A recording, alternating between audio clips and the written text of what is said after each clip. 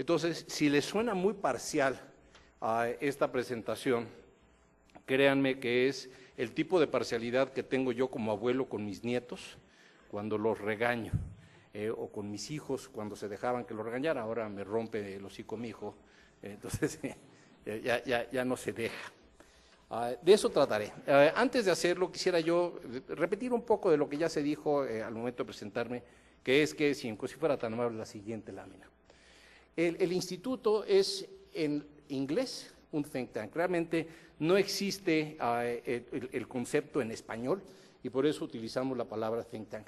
Los think tanks son centros de investigación aplicados, pero con una agenda propositiva, es decir, traemos un punto de vista de cómo debe ser el mundo y en consecuencia estamos nosotros compitiendo en el mercado de las ideas, tratando de influir por medio de las evidencias que podamos nosotros mostrar, los argumentos que podamos hacer, por dónde debería de ir un país.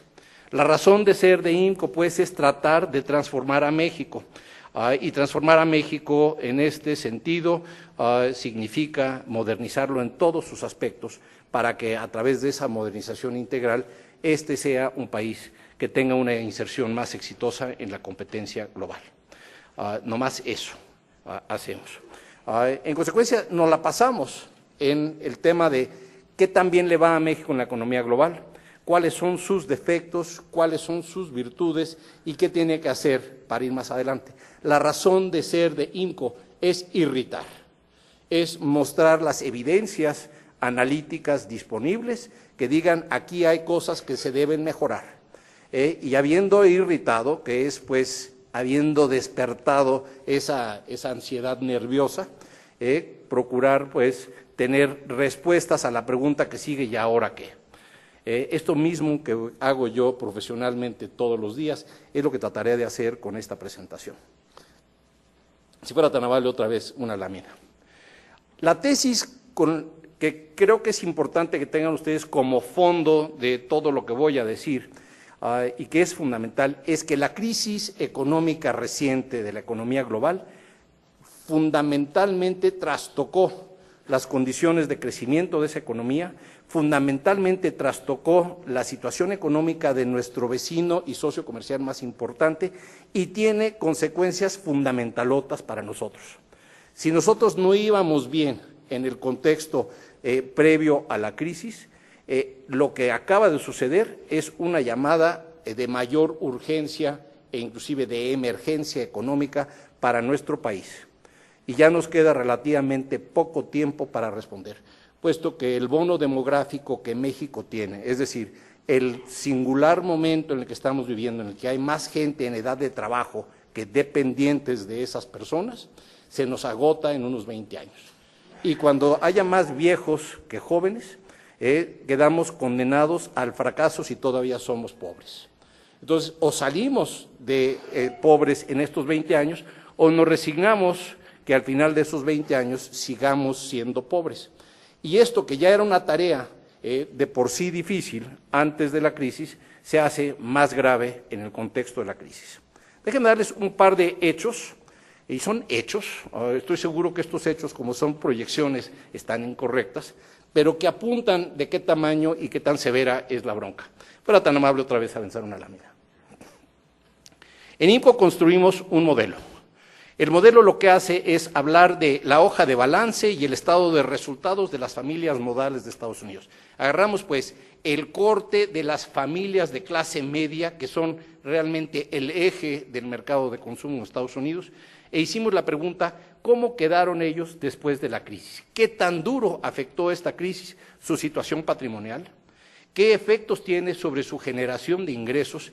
¿Y qué tan plausible es que puedan salir rápidamente vía el consumo esas familias de la crisis que acaba de suceder en Estados Unidos? Y la respuesta es, hijos, esta crisis los golpeó a ellos salvajemente. En parte porque nada más ahorraban como el 1 o 2% de sus ingresos disponibles, y eso que tienen ingresos disponibles mucho más altos que los que nosotros en promedio tenemos. Y en parte porque estaban endeudados, y en parte porque ya tenía el jefe de familia, de esa familia promedio, 49 años, y no estaba ya tan lejos de su retiro. El hecho es que tiene que venir un ajuste significativo, profundo, dramático del nivel de consumo de las familias americanas. Y con ello viene un mensaje grandote a México, que se especializó en la producción de bienes y servicios que se exportan a Estados Unidos, bienes y servicios particularmente focalizados sobre los mercados de bienes duraderos de Estados Unidos, es decir, sobre lo que consumían esas familias. La recuperación, según nuestro modelo, significa que para que regrese el nivel de gasto de estas familias, por ejemplo, el sector automotriz, al nivel que tenía en 2007 y tenga un patrimonio razonable esa familia con qué retirarse, requieren ahorrar muchísimo más de lo que estaban ahorrando. Es decir, desviar una parte importante de sus ingresos a la recuperación patrimonial que sufrieron pérdidas en la crisis económica. Y esto puede significar que tarden más de 15 años en regresar a los niveles de consumos de unidades automotrices y de todo el gasto asociado con los autos. Algo parecido sucede con el entretenimiento. Nosotros somos un país que recibe muchos turistas que están gastando parte de su gasto de entretenimiento en México.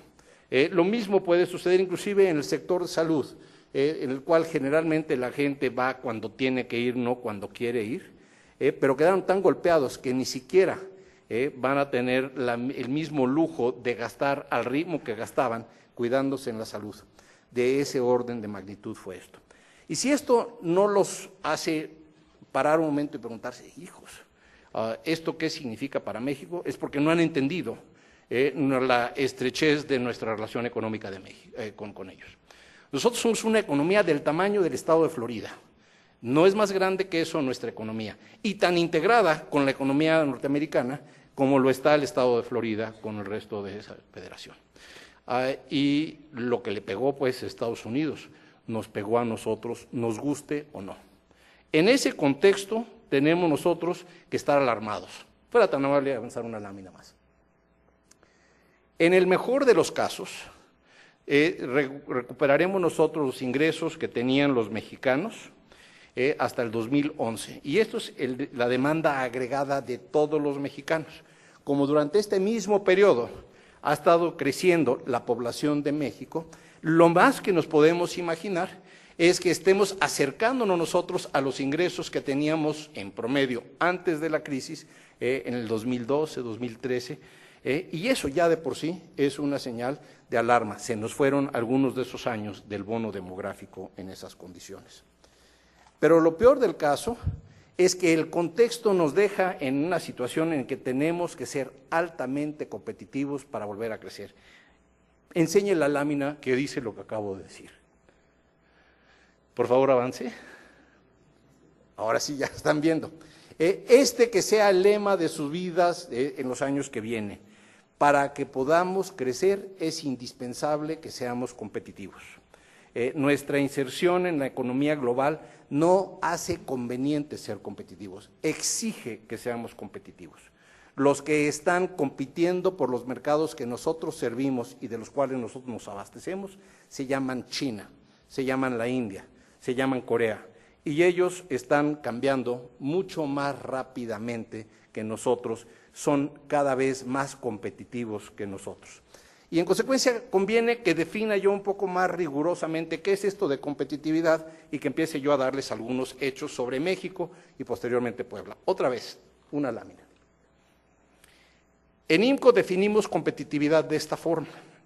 Es la capacidad de un país para atraer y retener inversiones y talento. Ahora ahí ven ustedes dos verbos, atraer y retener. Atraer significa reconocer que México ahorra menos de lo que requeriría ahorrar para poder potenciar las inversiones que su desarrollo económico requiere. Primer gran condición de éxito es que México sea un país atractivo para venir a invertir en él.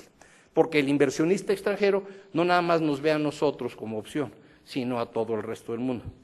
Y quizá el verbo más importante sea retener, porque el inversionista mexicano que tiene recursos ociosos tiene muchos países donde puede invertir sus recursos. Y si es más negocio invertir fuera, como ya lo han hecho muchos mexicanos, lo harán.